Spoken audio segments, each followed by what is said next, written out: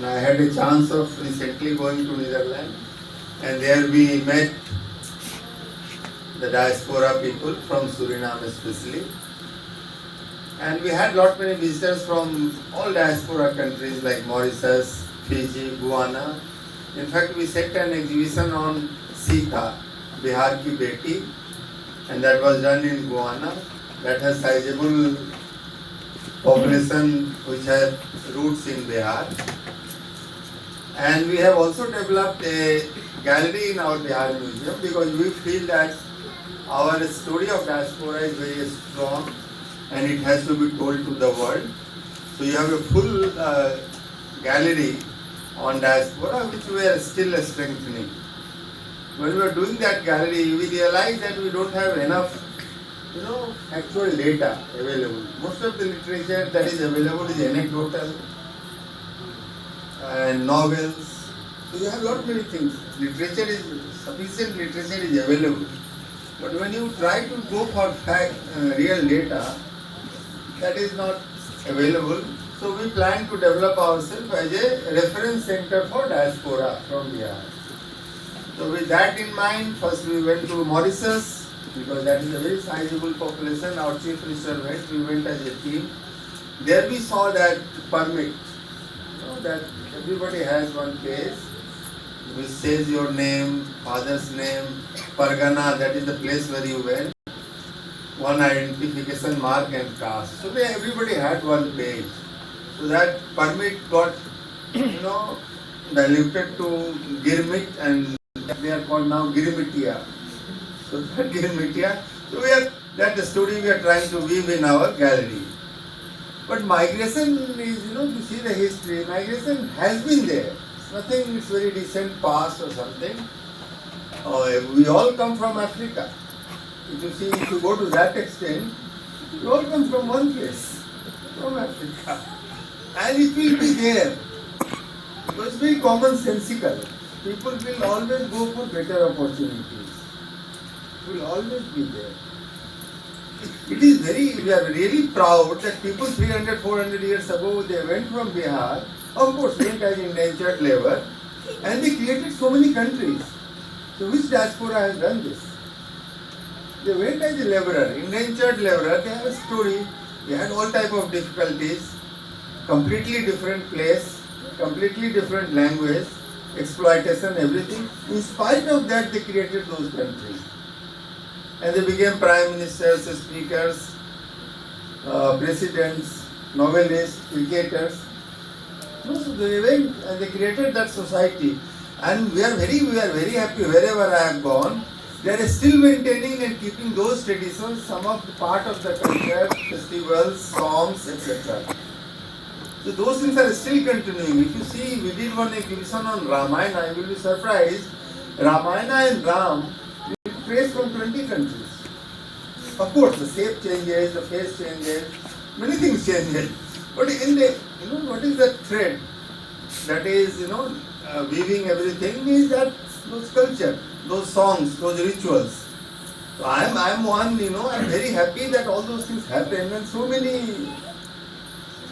And that time when this migration took place, maybe there was economic hardship because of variety of reasons. Some people may have just taken. Otherwise also, they can go anywhere.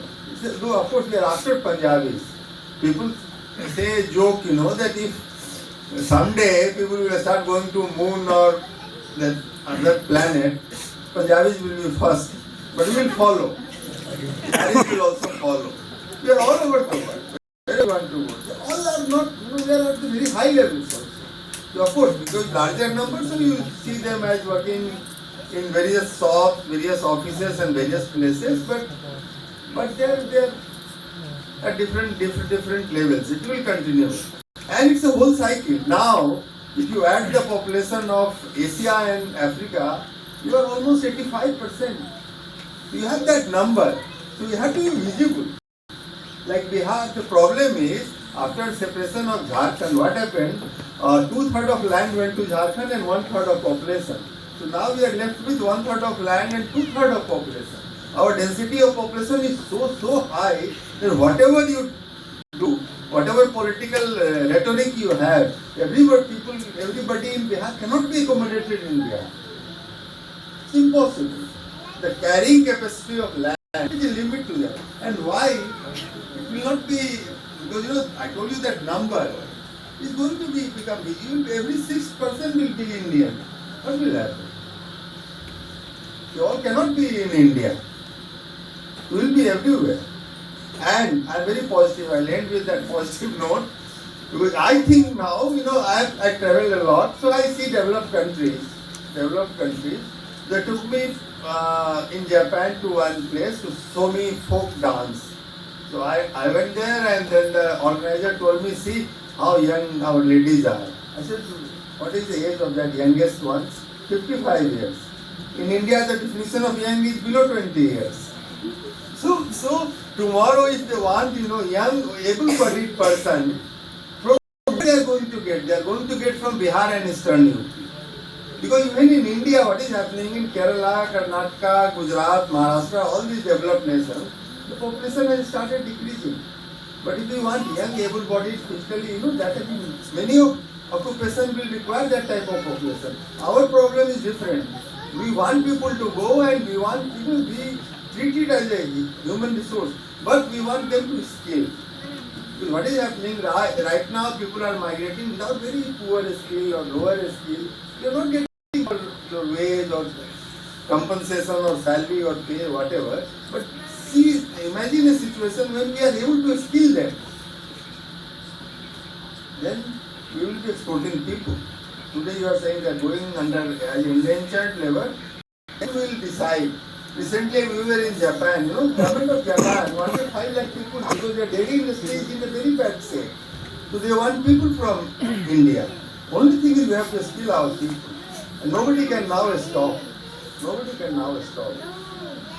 No, it's not. I am not saying that we should not develop, we should not create more opportunities, more industries, more employment opportunities. That is fine.